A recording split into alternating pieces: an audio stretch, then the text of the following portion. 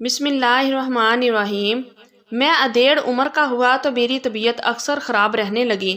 میری بہو مجھے کھانا اور دوا وغیرہ دیتی اور جب بھی میرے کمرے میں آتی تو اپنا دوپٹہ اتار دیتی۔ میں بیٹی سمجھ کر نظریں نیچی کر لیتا۔ جب میرا بیٹا گھر پر نہ ہوتا تو میرے کمرے میں ہی سو جاتی کیونکہ میری طبیعت خراب رہتی تھی۔ ایک دن اچانک میرا بیٹا میرے کمرے میں آیا اور مجھے مارنا شروع کر دیا اور بولا، میری بیوی تو آپ کو اپنا باپ سمجھتی تھی اور آپ نے اس کے ساتھ۔ میرا نام اقبال ہے۔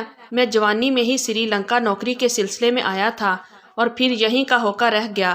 جس ریسٹورینٹ میں مینیجر کی نوکری کرتا تھا اسی کے مالک نے مجھ سے اپنی بیٹی کی شادی کر دی کیونکہ انہیں ایک ایماندار شخص کی ضرورت تھی اور میں نے آج تک کبھی 1 روپے کی بھی ہیرا پھیری نہیں کی تھی، اسی لیے انہیں اپنی بیٹی کے لیے پسند آ گیا۔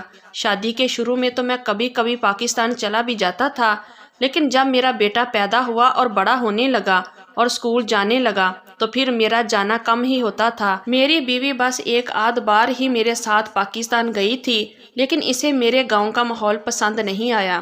اس کے بعد وہ نہیں جاتی تھی، لیکن میں کبھی کبھی چلا جاتا تھا۔ اس کے بعد میرے سسر کا انتقال ہو گیا تو ہوٹل کی ساری باغ دوڑ میرے ذمہ لگ گئی کیونکہ عائشہ ان کی اکلوتی بیٹی تھی۔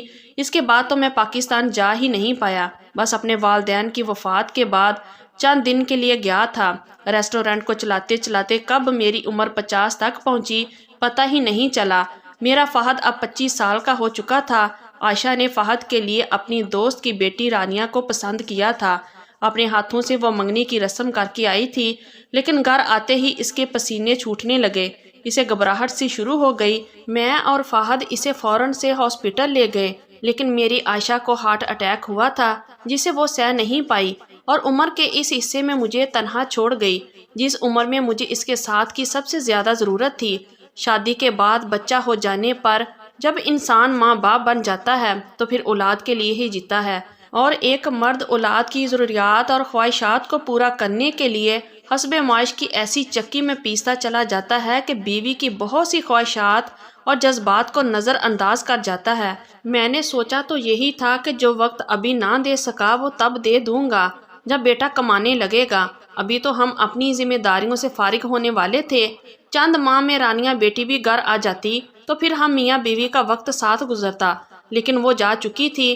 عائشہ کی حادثاتی موت نے تو ہمیں کہیں کا نہیں چھوڑا تھا۔ فہد کا رو رو کے برا حال تھا۔ ایسے وقت میں اگر میں بھی صبر کا دامن ہاتھ سے چھوڑ دیتا تو فہد کو کون سنبھالتا؟ میں عائشہ کے لیے رات کے اندھیروں میں ہی آنسو بہا لیا کرتا تھا، لیکن دن میں فہد کے سامنے کمزور نہیں پڑتا تھا۔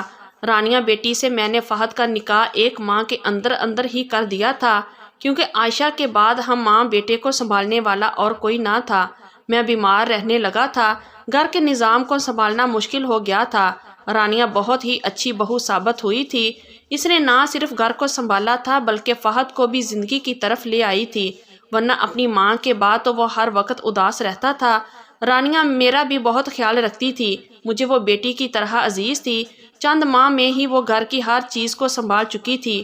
عمر کے جس حصے میں تھا اب میں بیمار رہنے لگا تھا، پھر عائشہ کا غم میرے لیے کوئی چھوٹی بات نہیں تھی۔ رانیہ میرے کھانے پینے کا بہت خیال رکھتی تھی، مجھے وقت پر ناشتہ دیتی تھی، میری دوا کا خیال رکھتی تھی۔ عائشہ کے بعد مجھے بغیر نیند کی دوا کے نیند نہیں آتی تھی، اسی لیے میں دوا کھا کر سو جاتا تھا۔ شام کو جب میں اٹھتا تھا تو رانیہ میرے لیے پھل کاٹ کر لے آتی تھی، کہنے لگتی، ابو آپ کو اپنی ذرا سی بھی پرواہ نہیں ہے، آپ بہت کمزور ہوتے جا رہے ہیں۔ وہ مجھے سیب کاٹ کر دینے لگتی، ساتھ ساتھ مجھ سے ادھر ادھر کی باتیں بھی کرتی رہتی۔ مجھے اپنا گھر جنت لگنے لگا تھا، لیکن یہ سلسلہ بس چند ماہ ہی چلا تھا۔ ایک بار ہمارے گھر رانیہ کی دوست اس سے ملنے آئی، شکل سے کافی تیز تراز سی لگ رہی تھی۔ اس سے کہنے لگی، تم نے سسر کو بھی گھر پہ ہی رکھا ہوا ہے، ارے تم تو اپنی شادی کے شروع کے دن بھی انجوائے نہیں کر سکتی، مجھے تو لگتا ہے کہ تم ہنی مون پر بھی نہیں گئی ہوگی۔ بھائی اولڈ ہاؤس کس لیے بنے ہوئے ہیں، شہر میں نے تو شادی کے بعد اپنے ساس سسر کو وہیں بھیج دیا تھا۔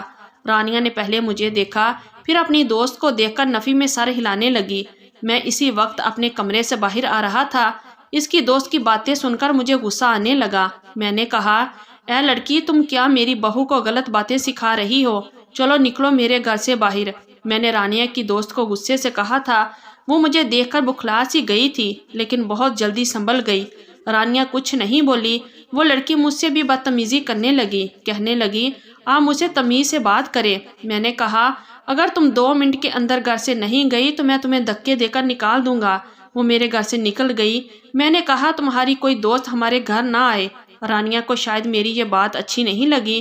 اس نے مجھے کچھ نہیں کہا، لیکن کچھ دنوں کے بعد ہی مجھے فہد کے کمرے سے بحث کی آواز آنے لگی۔ رانیہ اس سے ہنی مون پر جانے کی ضد کر رہی تھی، کہہ رہی تھی کہ شادی کے بعد وہ گھر کے کام کاج میں لگ گئی ہے، اپنی زندگی انجوائے نہیں کر رہی، اسے بس ہر حال میں ہنی مون پر جانا ہے۔ فہد اسے پیار سے سمجھا رہا تھا کہ میرے ابو بیمار رہتے ہیں، اسی لیے میں تمہیں کہیں بھی نہیں لے کے جا سکتا۔ انہیں وقت پر کھانا اور دوا چاہیے ہوتی ہے۔ ہاں تو تم نے انہیں گھر پر کیوں پال رکھا ہے؟ انہیں اولڈ ہاؤس میں چھوڑ آؤ، وہاں اچھی کیئر ہوگی۔ میں کچھ نہیں جانتی فہد، مجھے جانا ہے۔ اس بات پر ایک تھپڑ کی آواز مجھے سنائی دی تھی۔ رانیہ کی باتوں نے مجھے تکلیف تو بہت پہنچائی تھی، لیکن تھپڑ کی آواز سن کر مجھے بھی افسوس سا ہوا تھا۔ فہد کہنے لگا خبردار جو تم نے آئندہ اولڈ ہاؤس کا نام بھی لیا، میں تمہیں لے کر کہیں نہیں جاؤں گا۔ فہد نے غصے سے کہا تھا۔ اس کے بعد تو رانیہ کا رویہ مجھ سے بدلنے لگا تھا۔ فہد کے سامنے تو مجھ سے بہت پیار جتاتی تھی، لیکن اس کے گھر سے جاتے ہی جب کچن میں برتن دھونے لگتی تو سنک میں برتن پٹک پٹک کر پھینکنے لگتی۔ میں اس وقت لاؤنج میں ٹی وی دیکھ رہا ہوتا تھا اور کچن لاؤنج میں ہی تھا، اسی لیے برتنوں کے شور سے مجھے اندازہ ہونے لگا کہ وہ غصے میں یوں برتن پٹک پٹک کر مار رہی ہے۔ برتن دھوتے ہوئے کہنے لگی مجھے تو کوئی انسان ہی نہیں سمجھتا، مجھے تو لگتا ہے اس گھر میں بہو کی نہیں ایک نوکرانی کی ضرورت تھی۔ اس وقت میرے اور رانیہ کے علاوہ تو گھر میں کوئی نہ تھا، ظاہر ہے وہ یہ سب کچھ مجھے ہی سنا رہی تھی۔ میں نے سوچا بچی ہی تو ہے، کیا حرج ہے کہ برتن میں خود ہی دھو لیا کروں۔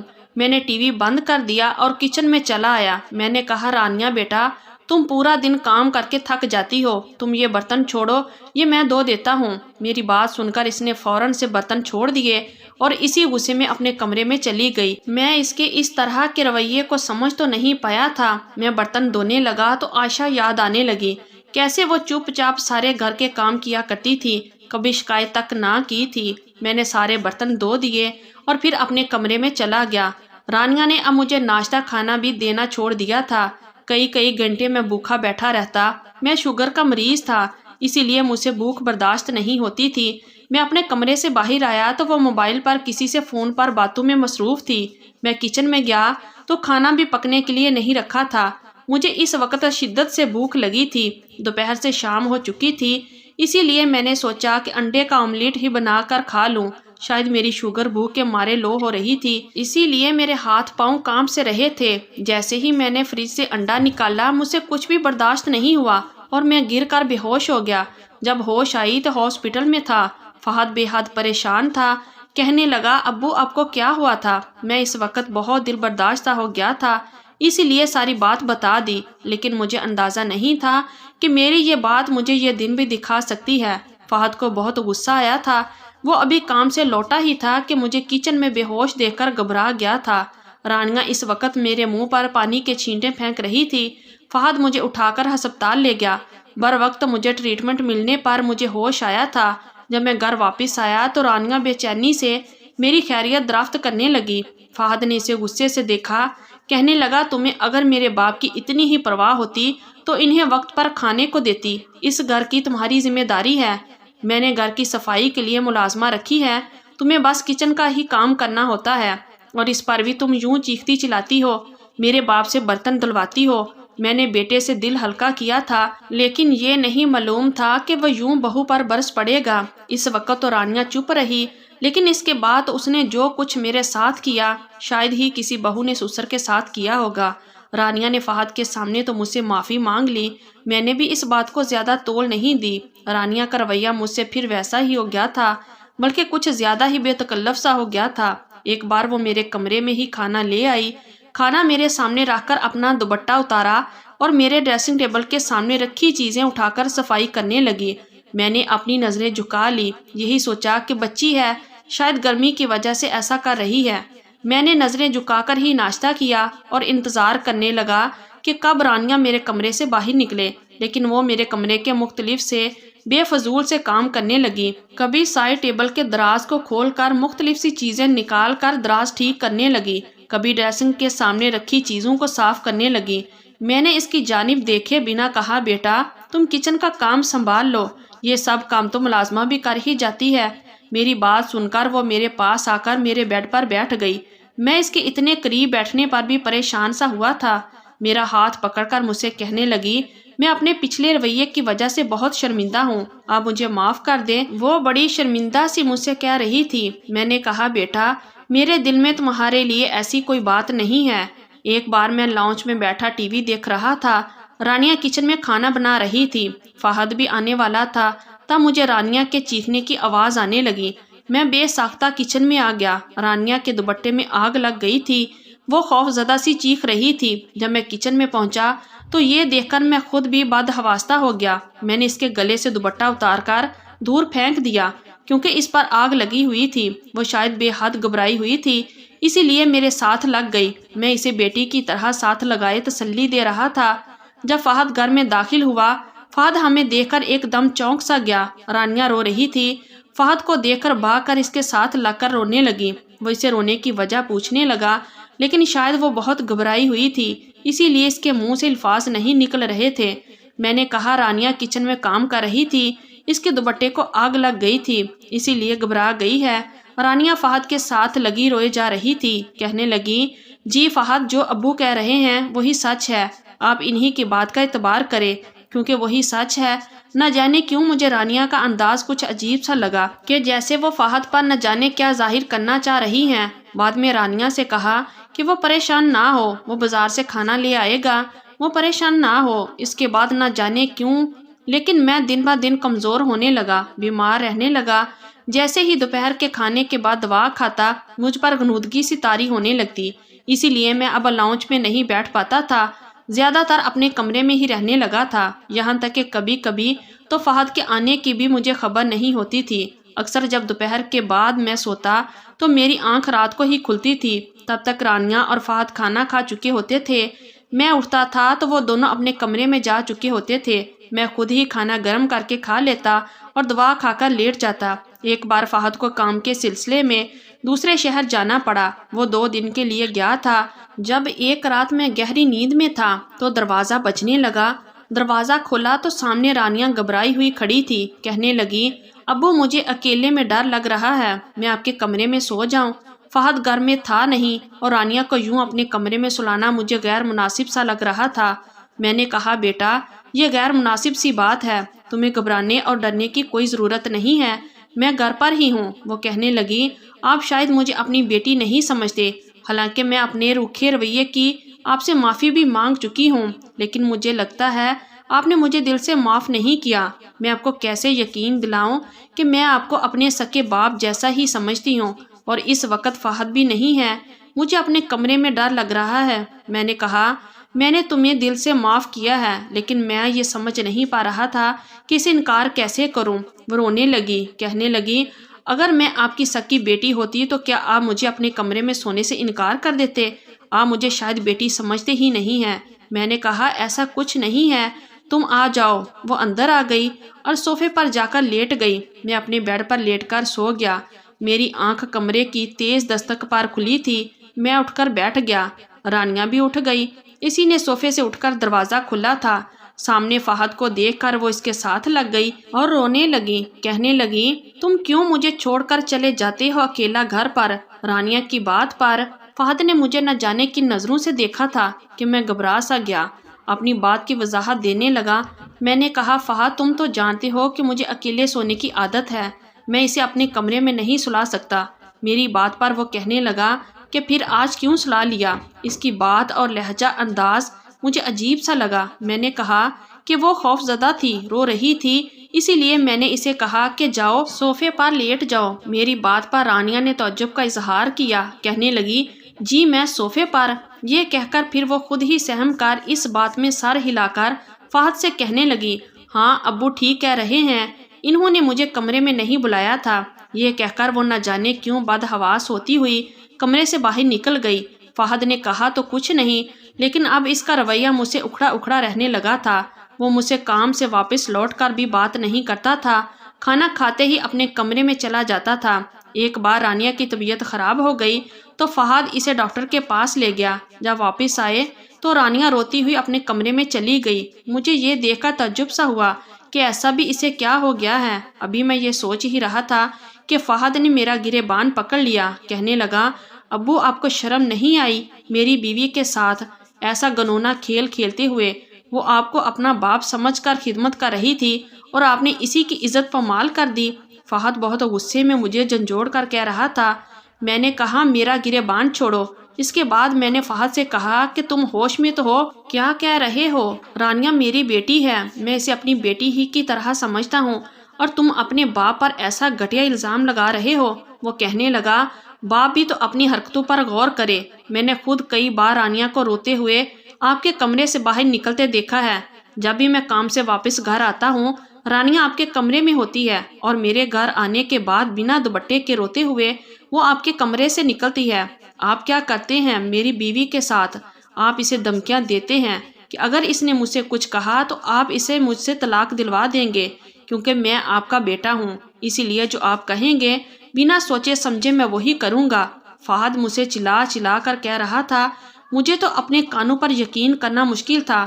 وہ لڑکی میرے ساتھ کیا کھیل کھیل گئی تھی۔ وہ مجھے دوپہر کے کھانے میں نیند کی دوا دیتی تھی۔ جب میں سو جاتا تھا تو فہد کے آنے سے پہلے جان بوجھ کر میرے کمرے سے بنا دوپٹے باہر جاتی۔ میں نے کہا، وہ جھوٹ بول رہی ہے، مجھے اس بات کا علم نہیں ہے کیونکہ میں نیند کی دوا کھا کر سو رہا ہوتا ہوں۔ وہ کہنے لگا، بس بھی کر دیں ابو، کبھی آپ جان بوجھ کر اسے اپنے قریب کرنے کے لیے اس کے دوپٹے کو جلا دیتے ہیں تو کبھی کوئی بہانہ میرے سامنے پیش کرتے ہیں۔ میں اندھا نہیں ہوں، آپ ہوش میں ہوتے ہیں۔ چند دن پہلے بھی آپ ہوش میں تھے۔ آپ جانتے ہیں آپ نے میرے ساتھ کیا کیا ہے؟ آپ نے مجھے جیتے جی مار ڈالا ہے۔ وہ یہ کہہ کر رونے لگا، کہنے لگا کہ میری بیوی حاملہ ہے اور آپ کے بچے کی۔ یہ لفظ میرے منہ پر ذلت کا بہت بڑا تماچا تھا۔ میں نے فہد کے منہ پر تھپڑ مار دیا۔ میں نے کہا، بدبخت، اتنا بڑا الزام لگاتے ہوئے تجھے شرم نہیں آئی؟